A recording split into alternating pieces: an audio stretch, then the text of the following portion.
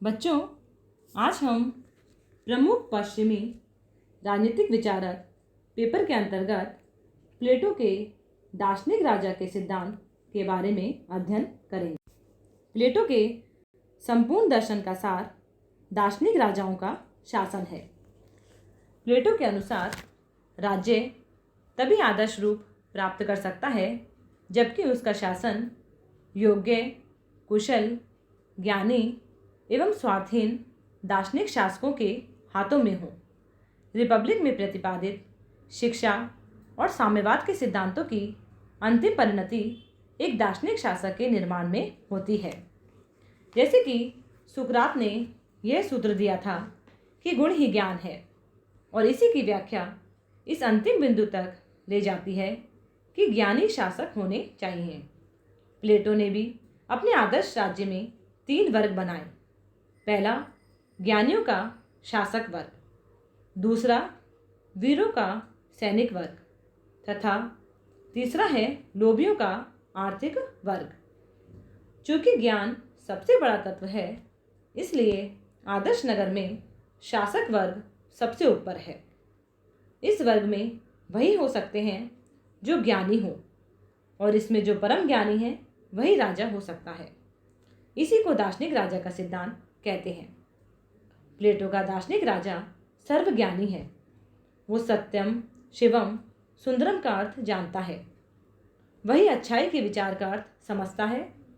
वो सदा संयम या आत्मनियंत्रण से काम लेता है, और इसलिए उससे कोई त्रुटि नहीं हो सकती, और इसलिए ऐसे राज्य में कोई दोष नहीं हो सकती।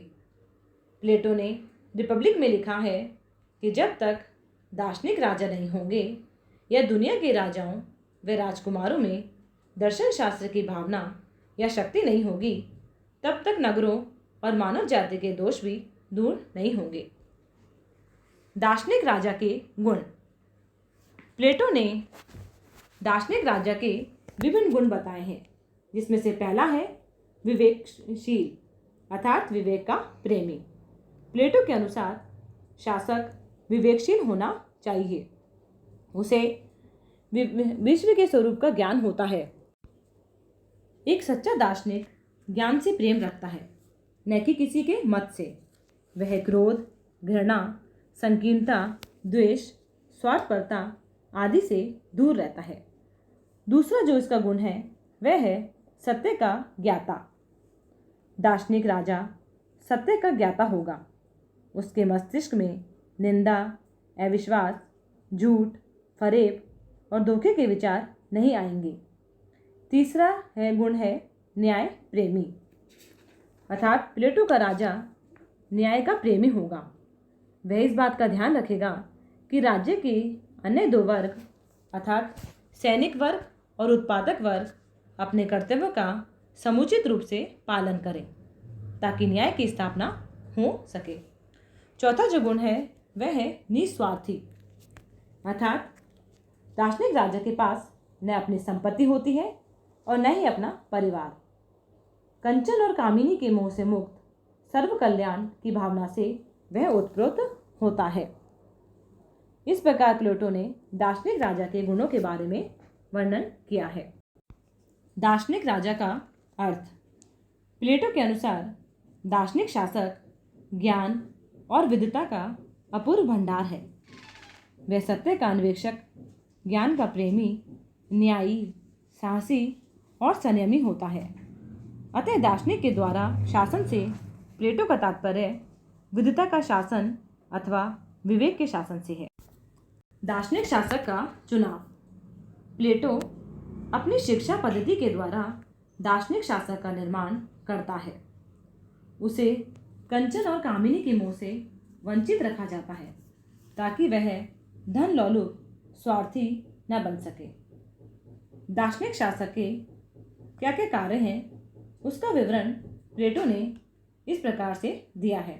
पहला कार्य है प्रत्येक व्यक्ति को उसका विशिष्ट कार्य सौंपना, अर्थात दार्शनिक शासक राज्य के प्रत्येक व्यक्ति को उसका विशिष्ट कार्य सौंपेंगे तथा ये देखेंगे कि उनका संपादन ठीक ढंग से हो रहा है या नहीं। दूसरा जो उसका कार्य है वह है आर्थिक अंतर को कम करना, अर्थात राजा का यह दायित्व होगा कि वह गरीबी व अमीरी के अंतर को कम करे, अर्थात दार्शनिक राजा राज्य में धनी व निर्धन लोगों के बीच असंतुलन को रोकेगा। तीसरा जो कार्य है वह है न्याय का शासन, अर्थात दार्शनिक राजा राज्य में न्याय का शासन बनाए रखेगा। अब है दार्शनिक राजा के विशेषाधिकार। पहला है कानून से ऊपर। प्लेटो का मानना है कि दार्शनिक राजा को किसी नियम या कानून से बांधा नहीं जा सकता, क्योंकि नियम या कानून तो जनता की उस सामान्य चेतना द्वारा निर्मित होते हैं जो सत्य को नहीं जानता, जबकि दार्शनिक सत्य का साक्षात्कार करता है, लोगों के हित को जानता है, अतः वह प्रत्येक कानून से ऊपर है।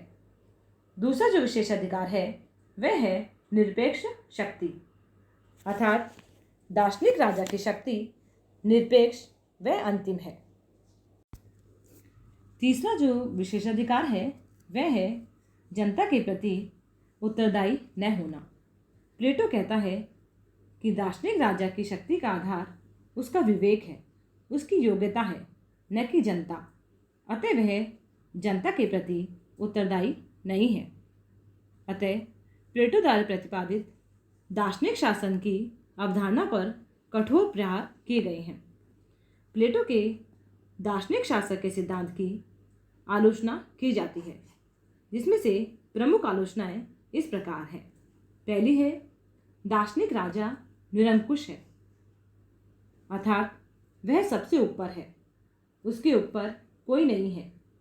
राज्य की अर्थव्यवस्था, राज्य की शिक्षा, कला व सरकार में उसका एकाधिकार है। दूसरी आलोचना है कि जनतंत्र की भावना के विरुद्ध, अर्थात प्लेटो का यह विचार कि गुण और ज्ञान के धनी तो केवल कुछ ही व्यक्ति होते हैं, प्रजातांत्रिक समानता के आधुनिक सिद्धांत के विरुद्ध है। तीसरी जो इसके आलोचना का कारण है कि कानून का कोई स्थान नहीं, अर्थात प्लेटो ने अपने आदर्श राज्य में कानून को कोई स्थान नहीं दिया था।